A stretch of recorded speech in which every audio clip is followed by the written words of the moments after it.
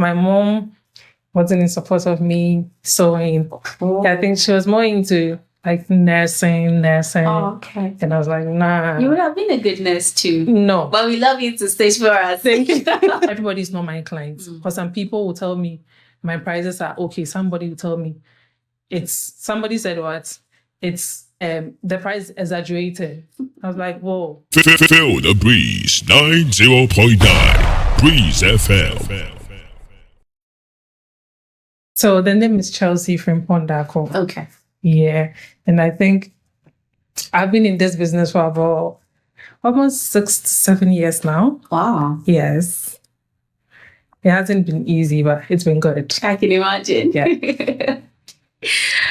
So first of all, there is always an inspiration somewhere. What inspired you to start She Stitches GH, and how did the vision for your brand come to life?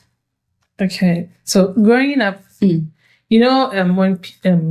unlike others, when people are growing up, they be like, oh, I'm not sure what to do. Sometimes they go to parents to seek for advice on what to do. But me growing up, I would say I knew I wanted to sew. Oh. Yes. I knew I wanted to sew from the beginning. Like when I was of age and I could think for myself, I just knew I wanted to sew. Okay, so what age was that when you realized you had the skill? Right after SHS. Okay. I knew what I wanted to do. So I just wanted to jump straight into it. Okay. Yeah. So what was the first thing that grabs your attention to know that you had the skill? Maybe, you started patching your own dress or something like that. What was like that? At what point did you realize that you had that skill? Okay. So I think I always wanted to look nice. Okay. Yeah. And me looking nice, I also wanted other people around me to also look nice. All right.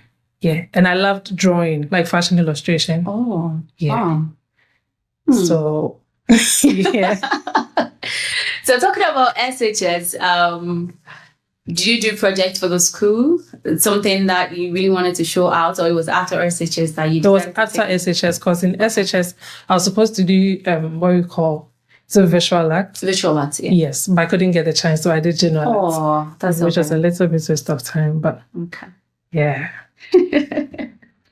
Okay, so looking back to the early days in fashion, were there any challenges you faced? Because you hinted on having challenges, and I'd like to know, a lot. Like bringing the vision to life. It won't be easy because it's a new idea, how to birth it, how to nurture it, and all that. What are the challenges you faced? The challenges started from home, because my mom wasn't in support of me sewing. Oh. I think she was more into nursing. Oh, okay. And I was like, nah. You would have been a good nurse too. No. But we love you to stage for us. Thank you. Yeah, but at a point I had to stand my ground and be like, no, this is what I want to do. Okay. Yeah, so she wasn't in support from the beginning, but at a point, she had no choice than to support me. So okay. Wow. Which was a little bit of a challenge because it took a while. Yeah. So when she finally gave you that support you were looking for? Okay. So was it after you started the vision and you got it somewhere? So I started on my own at a point, and then she had to come in because I couldn't do it on my own. Okay. Even though I was old, I was still young. Okay. So I needed an adult support. Okay. Yeah, so she had to come in at a point. So what was what was it like? Did you rent a small place to start buying sewing machines, or how do you do? And how did you also fund the start? Because the start is mostly the difficult part. So I did a lot of apprenticeships. Okay. Yeah, and I went to Blue Crest College. Oh. Yeah, for a diploma for 2 years. Yeah, and then apprenticeships here and there. And then at a point I realized that no, I was ready. I was ready to start up on my own. So I started at home. Okay. Yeah, in my small room. Yeah. Okay.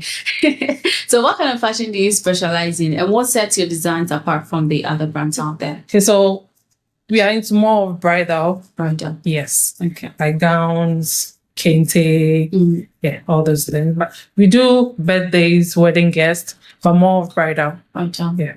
And mostly ladies too. Yeah, I was coming to that.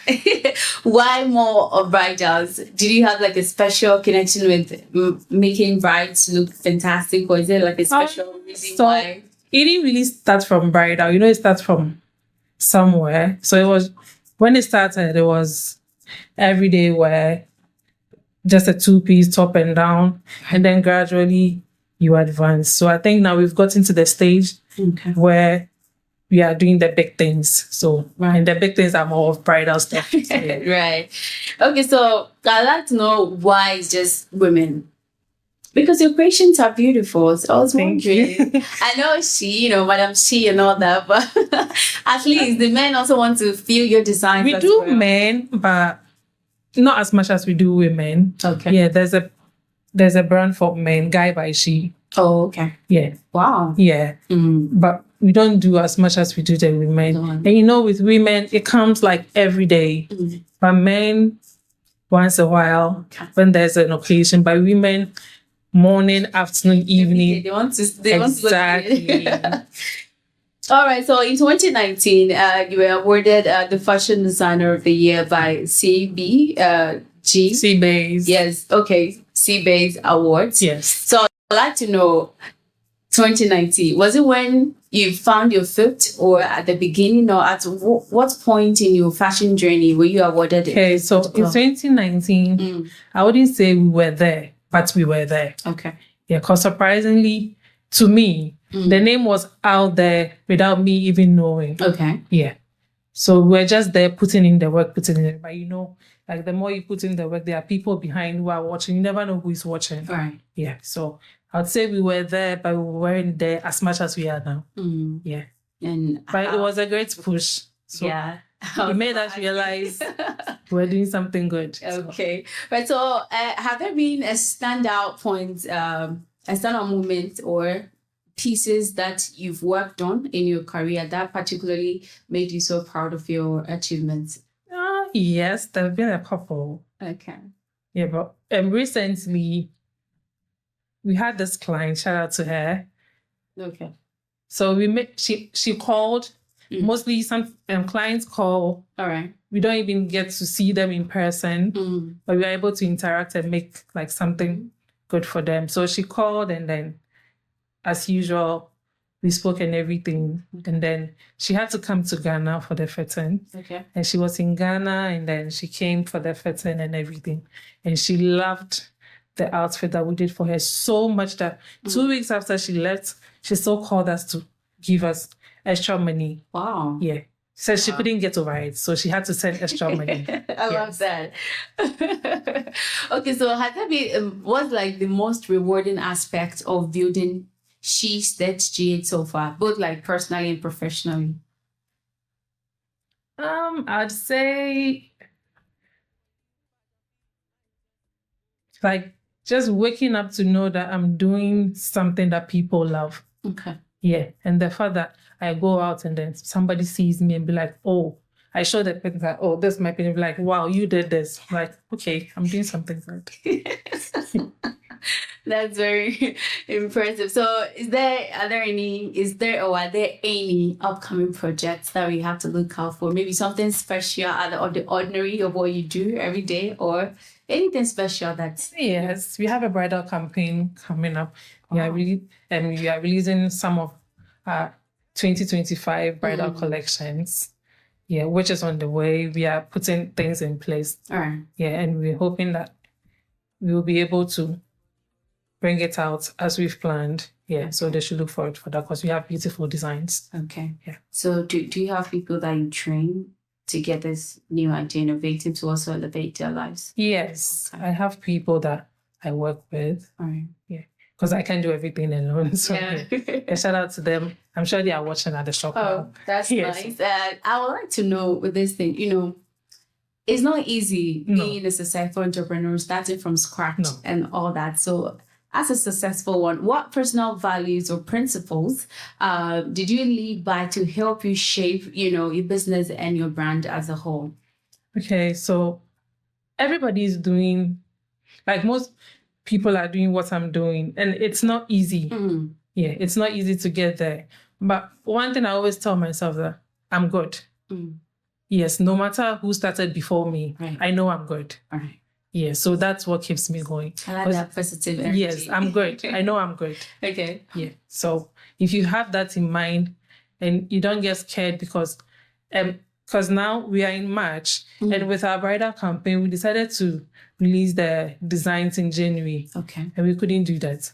A lot of people have done theirs, like the big fashion industries have done theirs and we haven't. But that shouldn't intimidate me because I know whatever I'm bringing out, no matter how I delay, people will like it. Of course. Yeah, so I just know I'm good. Of So, course. yeah. I like them too. When I saw the designs, like, oh my God. I never see like a single client whose outfit was off. You know, I'm a lady, you know, that extra detailed. I pay attention to it and it was really awesome. So how do you manage your balanced creativity with business side of things? Because I see you creative for a couple of people, small size, medium, plus size. So how do you create that creativity? What inspires you to get the creativity? You know, sometimes, as you said, you have the love for the art. Yeah. What comes to mind? What is the powerhouse that made you get this great creativity in terms of the designs? First things first, you have to understand your clients. Right. Yeah. So you need to give your clients the opportunity to tell you what she wants, how she wants to feel on that particular day. Right. Yeah. So when you're able to understand her, you can also give her the advice of don't do this, choose this, go for this, go for that. And at the end of the day, everybody will love it. You will love it, she will love it. Okay. Yeah. So you have to understand your clients. Right. Do what she wants. Yes. If you do what she wants, you also be happy. I like that. So, you know, the fashion industry can be competitive in this era. So what advice will you give to young people, aspiring entrepreneurs who want to break into the industry today? Because, you know, your journey has been amazing and they're looking up to you. Special advice for them. Okay. So first of all, just know what you want to do. Okay. Because for me, I believe that fashion is not something that somebody tells you to do, like your mom tells you go and sew. Okay. It has to be something that you want to do. All right. Because it takes a lot. So if you don't want to do it, you can't do it. So first things first, you have to want to do it. All right. Yeah. And then secondly, it doesn't matter whether you are now starting up. Just believe you are good. Because some people tend to say, oh, I'm now starting, so I won't charge as I'm supposed to, or I won't do this. No. When you build a brand from the beginning, people will adapt to it. Right. That's where you get the kind of clientele that you want. Because everybody is not your clients. Everybody is not my clients. Because some people will tell me my prices are okay. Somebody will tell me somebody said what? It's the price exaggerated. I was like, whoa. Yeah. So this way, that person is not my client. So you have to build a brand you want from the beginning. Right. Know your target market. Don't just do it for anybody because you want to do it. Right. And for the fact that you just started a year ago, no. Even if you started today, behave as if you started 5 years ago. Right. That's how you build the brand and then you get the kind of clientele that you want. Yeah. That's amazing. Wow. This is like the best advice I've gotten. From the start part, it's very important because mostly we tend to forget the starting point. You think, since we are starting, we can take everything in. No. But when maybe they become a brand, that's what they think of the options they would like to take and leave out. So please let us know where you're located so that when we're looking for you, we can find. She Stitch Ghana is located at Westland. Oh, okay. Yes. On Google Map is Koko Iwo Lane or She Stitch Ghana on Google Map. Yeah. Okay. So Koko Iwo Lane. Or She Stitch Ghana. Lewa Lane. Ewa Lane. Or She Stitch Ghana on Google Map. Yeah, to bring you right to a humble abode. Of course. And with social media handles as well, because, you know, we want to check and see and choose the options we like to have. So we like to know your social media handles. Okay, so right now we're on Instagram, not on Facebook, Instagram and TikTok. Okay. Yeah, so on Instagram is she_stitch_gh. Okay. And TikTok is She Stitch Ghana. Okay, right. That's really amazing. There's this question that personally I want to ask you. I like to know how you came about with Madam She. I like it very well. Thank you. Okay, so she is actually like